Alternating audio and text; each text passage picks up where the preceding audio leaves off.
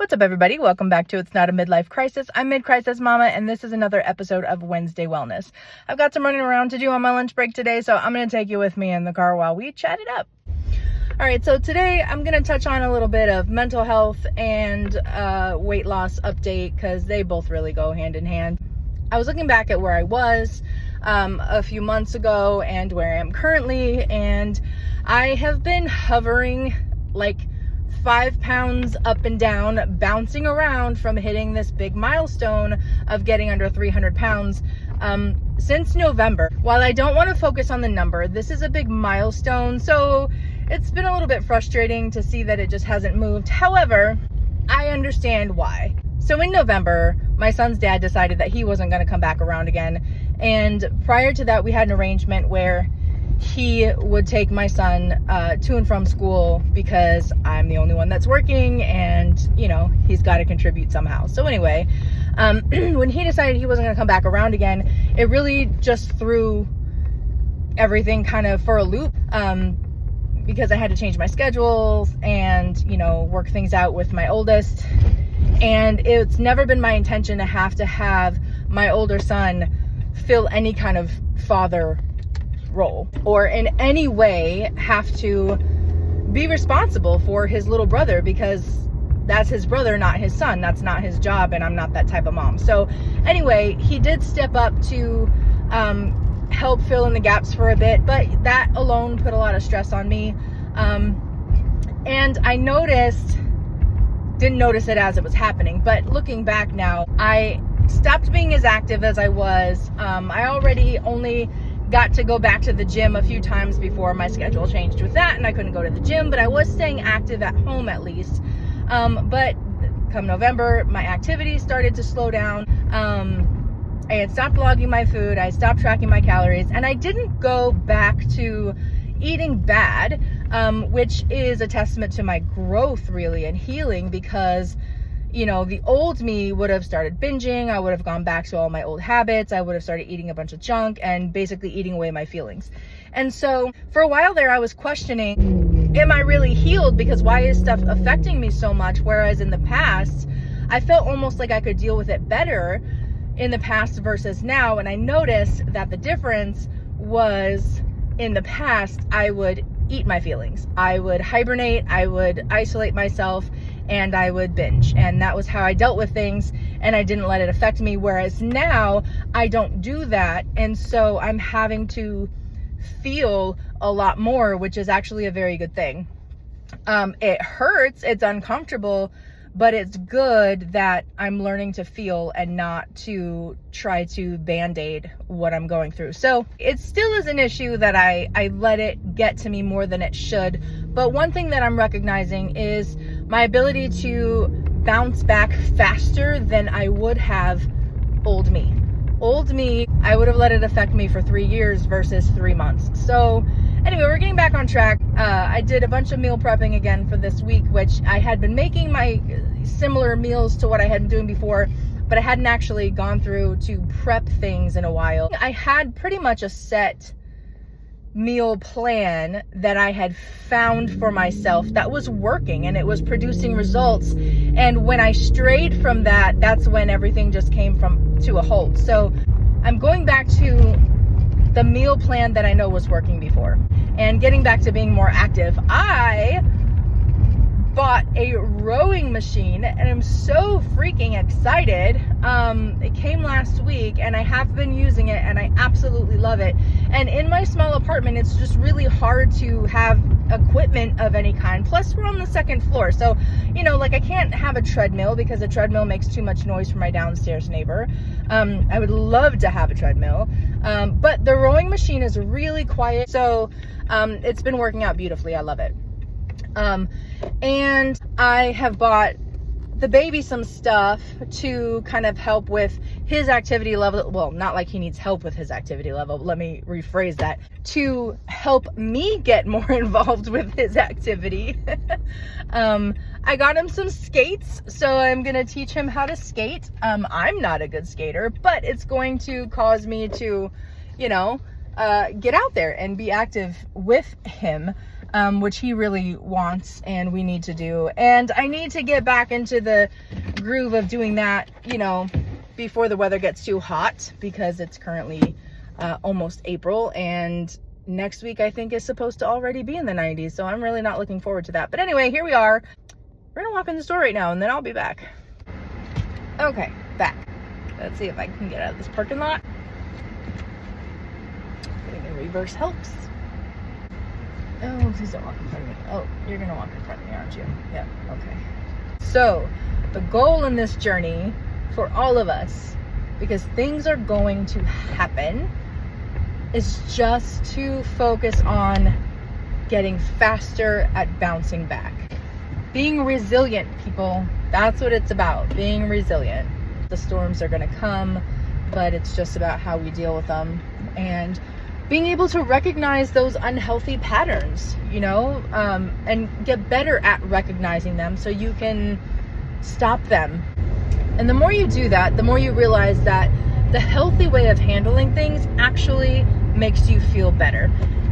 Our old habits tell us we've got to do things the way we've always done them, and doing it that way makes you feel miserable. Like isolating myself and binging away my feelings made me feel miserable.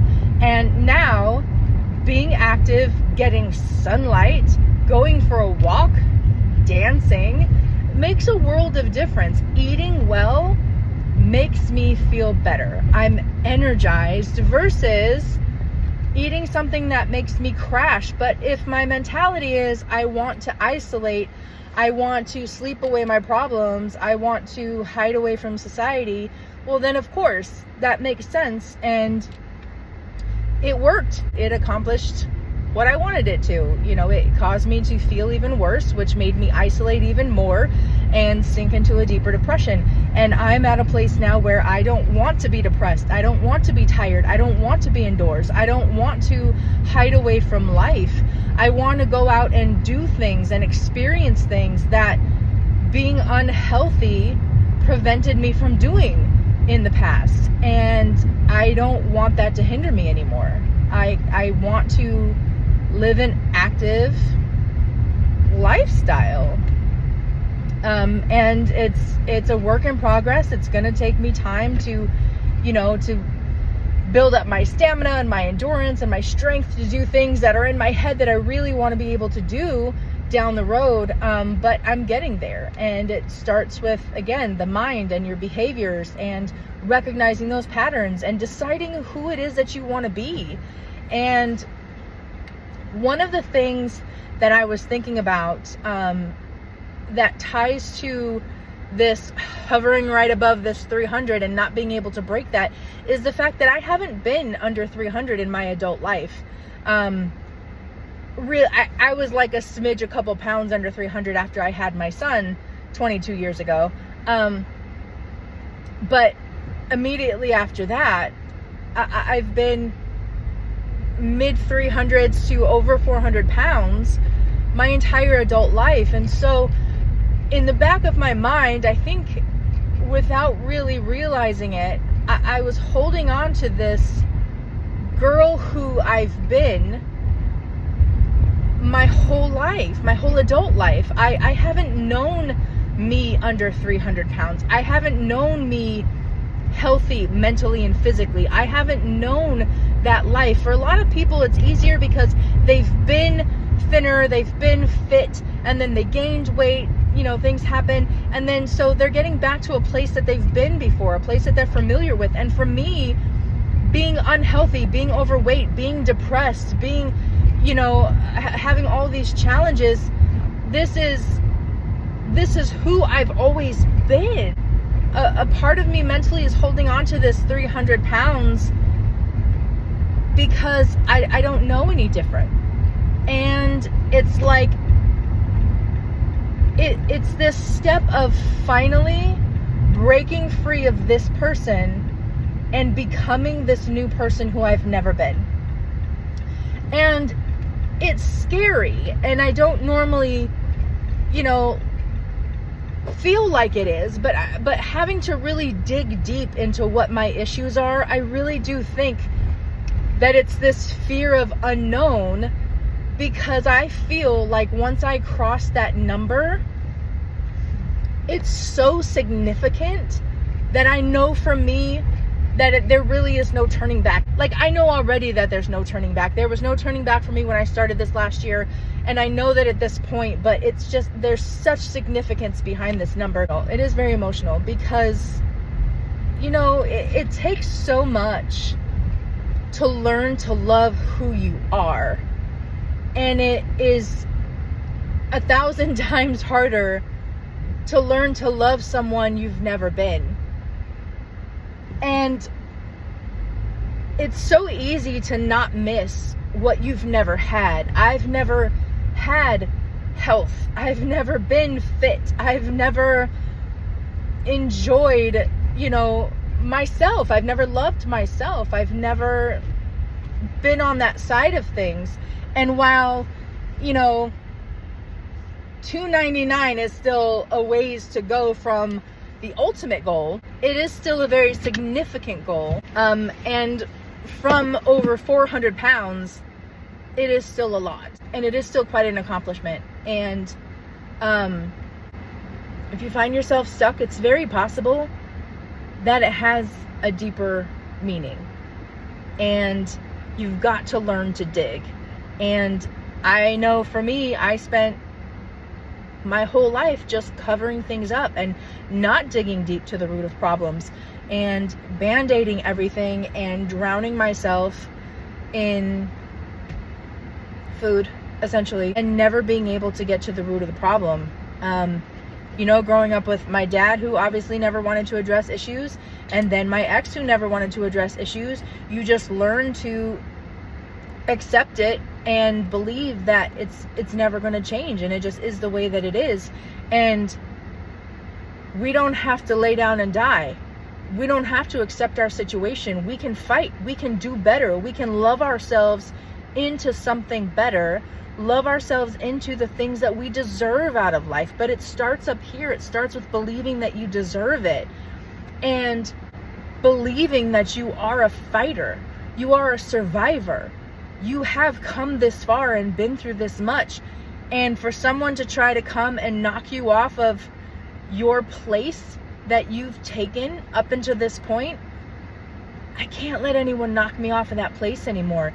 And I got rocked a few months ago, and I let it get to me. And then when I thought I was okay again, then I got rocked again. But again, it's the bouncing back. Just like strength training, you go in and you hit a personal best, and it may not seem like a lot, and it's painful to go through it, but the next time you go, you're stronger. You bounce back faster. You push yourself harder. You go further. And each time that you do that, it feels amazing.